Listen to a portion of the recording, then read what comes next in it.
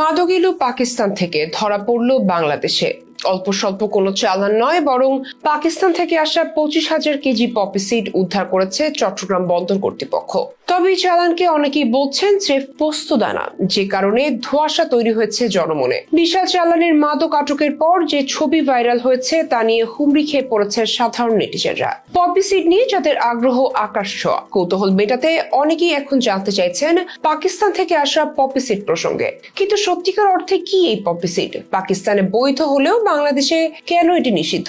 কি বলছে বাংলাদেশের আইন? পাকিস্তান থেকে আসা 25,000 কেজি নিষিদ্ধ পপি সিড আমদানি এবং ধরা পড়ার বিস্তারিত জানতে থাকুন ভিডিওর শেষ পর্যন্ত। এক দেশের বুলি আরেক দেশের গালি, এমন একটি প্রবাদ প্রচলিত আছে। ঠিক তেমনি এক ঘটনা ঘটেছে বাংলাদেশে। পাকিস্তানের পপি সিড যখন বাংলাদেশে বিবেচিত হয় মাদক হিসেবে, সেটি আবার পাকিস্তানের সাধারণ জিনিস। এদিকে চট্টগ্রাম বন্দরে পপি সিড বা পোস্তদানার চালান আটকের পর থেকে অনলাইনে এই বীজটি নিয়ে ব্যাপক কৌতূহল দেখা গেছে। পপি সিডই পোস্তদানা কিনা তাও জানার চেষ্টা করছেন অনেকে। সাধারণভাবে পোস্তদানা খাবারের মশলা হিসেবে ব্যবহৃত হয়ে থাকে। মূলত উদ্ভিদ হিসেবে পপি হাজার হাজার বছরের পুরনো। নেচার সাময়িকীতে প্রকাশিত এক নিবন্ধনে বলা হয়েছে, কার্বন ডেটিং পদ্ধতিতে পশ্চিম ইউরোপে অন্তত 5,900 বছর আগে পপির উপস্থিতি নিশ্চিত প্রমাণ পাওয়া গেছে। এদিকে বাংলাপিডিয়া প্রত্নতাত্ত্বিক প্রমাণ ও ফসিলের কথা উল্লেখ করে বলছে, 30,000 বছরেরও বেশি সময় ধরে এই উদ্ভিদটির সঙ্গে চেনা জানা ছিল নেয়ান্ডারথাল মানুষদের। মিশরীয় সভ্যতায় পপির অবস্থান মর্যাদাপূর্ণ ছিল, এমন ধারণা পাওয়া যায় ফারাও তুতেনখামেনের মমির পোশাক ও অলংকারের বর্ণনা শুনলে।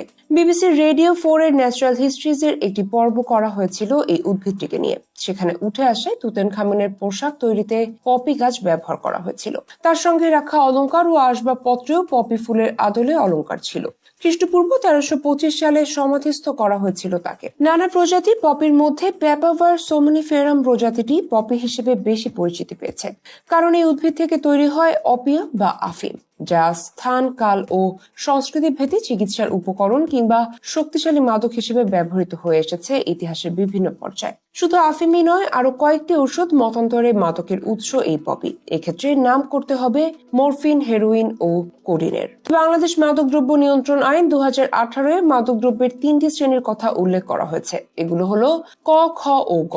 ধারাক্রমেই বলে দিচ্ছে, সবচেয়ে গুরুতর মাদক হিসেবে বিবেচনা করা হয়েছে ককে। ক শ্রেণীর মাদক দ্রব্যের শীর্ষে রাখা হয়েছে অপিয়াম পপি গাছ, অপিয়াম পপি ফল কিংবা অপিয়াম পপির অঙ্কুরোদ্গম উপযোগী বীজ। এটা স্পষ্ট যে অঙ্কুরোদ্গম উপযোগী বীজ হলে তা থেকে পপি চাষ করা সম্ভব। আইনের মাদকদ্রব্য নিষিদ্ধকরণ ও নিয়ন্ত্রণ অধ্যায়ে বলা আছে, অ্যালকোহল ব্যতীত অন্যান্য মাদকদ্রব্য অথবা মাদকদ্রব্যের উৎপাদন অথবা প্রক্রিয়াজাতকরণে ব্যবহৃত হয় এরূপ কোন দ্রব্য অথবা উদ্ভিদের চাষাবাদ, উৎপাদন বা প্রক্রিয়াজাতকরণ, বহন, পরিবহন বা এমনকি আমদানি বা রপ্তানিও করা যাবে না। এদিকে পাকিস্তান থেকে পাখির খাদ্যের সঙ্গে আসা বিপুল পরিমাণে মাদক আটকের খবর বাংলাদেশে চাঞ্চল্য তৈরি করেছে। এক সংবাদ বিজ্ঞপ্তিতে চট্টগ্রাম কাস্টমস জানায়, বন্দরে পাকিস্তান থেকে আসা 2টি কন্টেনারে প্রায় 25,000 কেজি বা 25 টন পপি সিড আটক করা হয়েছে। বিজ্ঞপ্তিতে আরো জানানো হয়, আমদানি নথি অনুযায়ী গত 9 অক্টোবর পাকিস্তান থেকে 32,010 কেজি পাখির খাদ্য আমদানি করা হয় চট্টগ্রামের আমদানিকারক প্রতিষ্ঠান মেসার্স আদিব ট্রেডিং এর নামে।